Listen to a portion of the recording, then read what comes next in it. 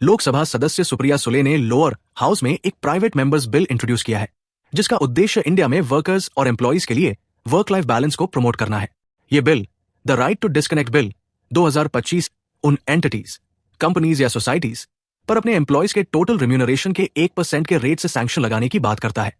यदि way bill के किसी भी प्रावधान का पालन नहीं करते। शुक्रवार को लोकसभा में इंट्रोड्यूस किए गए इस बिल में हर एम्प्लॉय को यह अधिकार दिया गया है कि वो वर्क रिलेटेड इलेक्ट्रॉनिक कम्युनिकेशन से डिस्कनेक्ट कर सके। सुले ने एक्स पर लिखा कि इसका एम है कि आज की डिजिटल कल्चर से होने वाले बर्नआउट को कम करके बेटर क्वालिटी ऑफ लाइफ और healthier work life balance ensure किया जाए। उन्होंने अपनी प्राइवेट मेंबर्स बिल में आर्ग्यू किया कि डिजिटल और कम्युनिकेशन टेक्नोलॉजी जहां वर्क फ्लेक्सिबिलिटी प्रोवाइड करती है, वहीं ये प्रोफेशनल और पर्सनल लाइफ की बाउंड्रीज को इरोड करने का बड़ा रिस्क भी लेकर आती है। बिल के ऑब्जेक्ट्स और रीजंस में कहा गया, स्टडीज से पता चला है कि यदि किसी एम्प्लॉय से 24 एक साथ अवेलेबल रहने की एक्सपेक्टेशन रखी जाए तो उसमें ओवरवर्क के रिस्क बढ़ जाते हैं, जैसे स्लीप डेप्रिवेशन, स्ट्रेस डेवलप होना और इमोशनल एग्जॉशन। कॉल्स और ईमेल्स का तुरंत जवाब देने की लगातार अर्ज, जिसे टेलीप्रेशर कहा जाता है, दिन भर में बार बार ईमेल्स चेक करना और वीकेंड्स व हॉलिडेज पर भी ऐसा करना,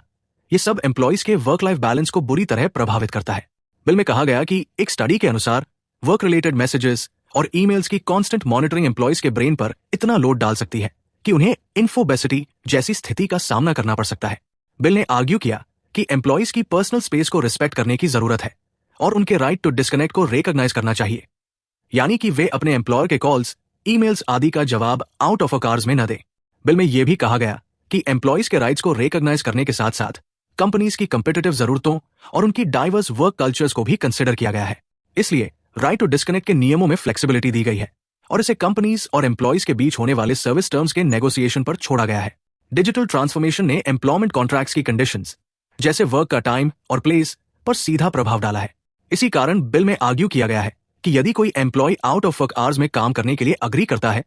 तो ओवर टाइम पे उसे उसके रेगुलर वेज रेट के बराबर मिलना चाहिए, ताकि डिजिटल ट्रांसफॉर्मेशन से अनपेड ओवरटाइम वर्क में हो रहे सर्च को रोका जा सके। बिल एम्प्लॉइज और सिटीजन्स के बीच डिजिटल और कम्युनिकेशन टूल्स के प्रोफेशनल और पर्सनल यूज को लेकर रीजनेबल अवेयरनेस बढ़ाने के लिए काउंसलिंग सर्विसेज भी प्रोवाइड करता है। एम्प्लॉय को डिजिटल डिस्ट्रैक्शन से करने और उसे अपने आसपास के लोगों से जेन्युइनली कनेक्ट होने में सक्षम बनाने के लिए बिल डिजिटल डिटॉक्स सेंटर्स की भी व्यवस्था करता है। बिल के अनुसार ये बिल एम्प्लॉइज के राइट्स और वेलफेयर का चैंपियन है, क्योंकि ये एंटिटीज को अपने एम्प्लॉइज के साथ out of hour service conditions को नेगोशिएट करने के लिए बाध्य करता है और एम्प्लॉय के राइट टू डिस्कनेक्ट को अपहोल्ड करता है। ये बिल स्ट्रेस कम करने और एम्प्लॉइज की पर्सनल और प्रोफेशनल लाइफ के बीच टेंशन को ईज करने के एक तरीके के रूप में राइट टू डिस्कनेक्ट को रिकॉग्नाइज करता है। उन्होंने पार्लियामेंट में कुल 3 forward looking private member bills introduce किए। दूसरा बिल है the paternity and paternal benefits bill 2025, जिसमें पेड पैटर्नल लीव इंट्रोड्यूस की गई है ताकि फादर्स को अपने बच्चे के अर्ली डेवलपमेंट में लीगली हिस्सा लेने का अधिकार मिले।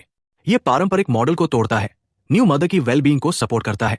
और फ्लेक्सिबल पेरेंटिंग को प्रमोट करता है। तीसरा बिल है the code on social security amendment bill 2025, जो प्लेटफॉर्म बेस्ड गिग वर्कर्स को एक डिस्टिंक्ट कैटेगरी के रूप में रिकॉग्नाइज करता है और उनके लिए minimum wages, regulated hours, social security, fair conditions और इक्विटेबल कॉन्ट्रैक्ट्स इंश्योर करता है, ताकि उनके लिए एक फेयर और सस्टेनेबल एनवायरनमेंट और इकोनॉमी बन सके। इसके अलावा भी कई अन्य लोकसभा मेंबर्स ने हाउस में अपने प्राइवेट मेंबर बिल्स इंट्रोड्यूस किए।